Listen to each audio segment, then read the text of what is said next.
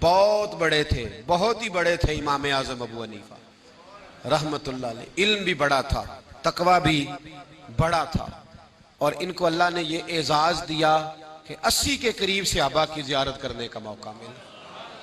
इमाम आजम, और इनकी शान ये है कि आज भी जब बाबे बिलाल से लोग मस्जिद नबवी में दाखिल होते हैं, जरा उल्टे हाथ पे छतरियों के नीचे जाते हैं तो सामने इमाम आजम का नाम लिखा हुआ है। आज भी चमकता दमकता हुआ इनका किरदार और नाम। अपने जमाने में हजारों शागिर्द थे और आज भी लाखों लोग उनकी तकलीद करते हैं। उम्मत 80% इमाम आजम की मुकल्लद है। और अपने जमाने में इमाम साहब बहुत बड़े ताजर थे। ये याद रखें, जितना बंदा बड़ा होता है उसकी मुखालफत भी उतनी बड़ी होती है, बड़े होते हैं मुखालिफ। तो बहुत बड़ा एक और आदमी था, आपकी बरादरी का भी था, कबीले का भी था, लेकिन इमाम साहब से हसद करता था, मुखालफत करता था। इमाम साहब रहमतुल्लाह अलैह के वालिद गिरामी इंतकाल कर गए, फौत हो गए। इमाम साहब रहमतुल्लाह अलैह 3 दिन लोग आए ताज़ियत करने, आप तशरीफ फरमा हुए। तीसरे दिन जब आप उठे, चौथे दिन, तो आप चौक में तशरीफ लाए, बार मेन चौक में। वहां 20 लोग खड़े थे, आपके साथ भी कुछ लोग थे। वो जो आपका मुखालिफ था ना, वो सामने आ गया। अस्सलामु अलैकुम के बाद फौरन कहने लगा, अबू हनीफा सुना है तेरे अब्बा फौत हो गए? इमाम साहब फरमाने लगे, हाँ। उसने इतना सख्त जुमला कहा कि लोग कहते हैं कि हम में से कोई और होता तो या मर जाता या मार देता। सुना है तेरे वालिद इंतकाल कर गए? फरमाया हाँ। कहने लगा, अपनी अम्मा का निकाह मेरे साथ कर दो।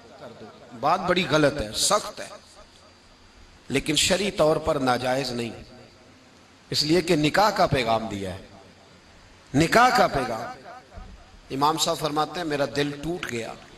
किसी के मां के बारे में चौकों में तो बातें नहीं ना करनी चाहिए।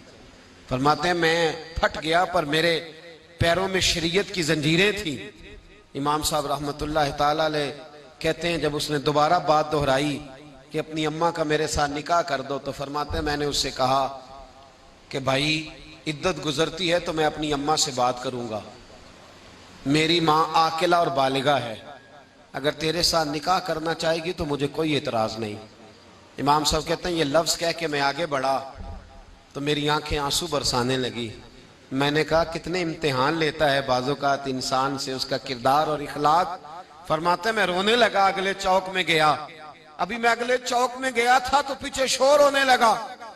पलट के मैंने देखा तो लोग दौड़े आए, कहने लगे, हुजूर क्या बद्दुआ दी, क्या हुआ?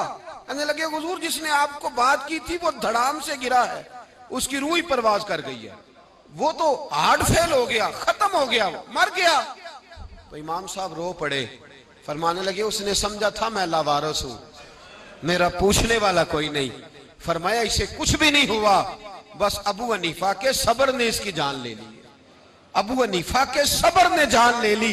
तेरा सब्र तो किसी को मार देगा, पर अगर तू ईंट का जवाब पत्थर से देगा तो फिर तेरा मुकाबिल मरेगा नहीं। तेरे सब्र के दामन में बड़े लोग मर जाएंगे।